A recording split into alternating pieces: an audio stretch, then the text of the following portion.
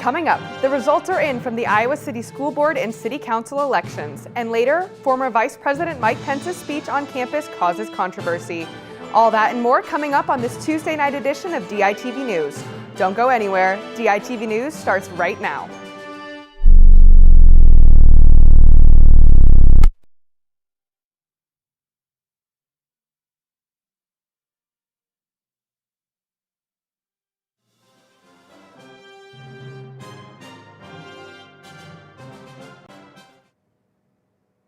Good evening and thank you for tuning in. I'm Abigail Curtin.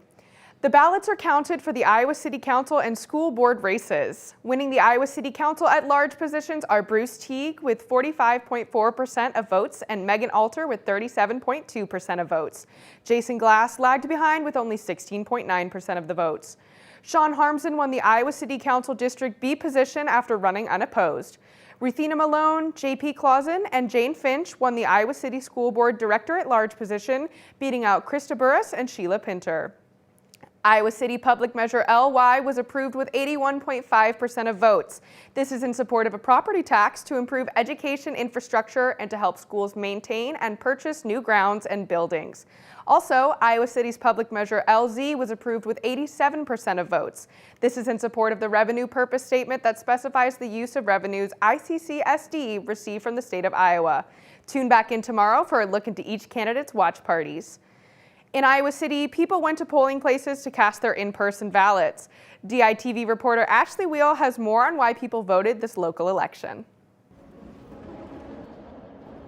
This election day, people have many different reasons that bring them out to the polling places to vote in this local election. I came out as I was telling my son that we needed to vote on things that are directly affecting us as far as locally. That would be the mayor and the student and the city council and the school board. It's very important as opposed to just coming out once every 4 years for the president. I tried to follow things in the paper and see what people were saying and vote for what I hoped would be the best person. Some believe that local elections are not as important to vote in as national elections, but many voters today explained how they feel it's their civic duty to do so. Well, as we walked out, we said, well, we did our civic duty and just, stay involved. Many voters didn't seem to have strong opinions on specific topics for reasons why they voted for who they voted for. However, some voters were specifically interested in knowing and voting on the school board candidates this year. So we have grandchildren in the area, so that's one of the reasons. Since I am a student in the school district, it was really important to me that I get to vote for the people that represent me on my school board and for city council, the people in my community. The polls were open from 7 a.m. to 8 p.m. and absentee ballots had to be received by your county auditor by 8 p.m. on election day. From the University of Iowa, Ashley Wheel, DITV. Former Vice President Mike Pence came to campus for a lecture series Monday night. DITV reporter Lauren Johnson has the details.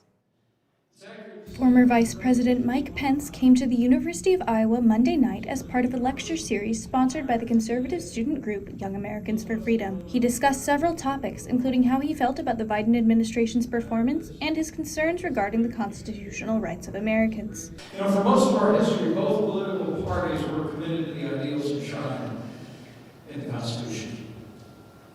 Sadly, that's no longer the case. I don't need to tell many of you we live in a time when many on the left routinely demean the American founding. During his speech, Pence showed admiration for Ronald Reagan and the impact he had on the Republican Party. It's accurate to say President Reagan was truly one of a kind. While he's nearly universally admired today, those of us that are old enough to remember it know that it wasn't always that way.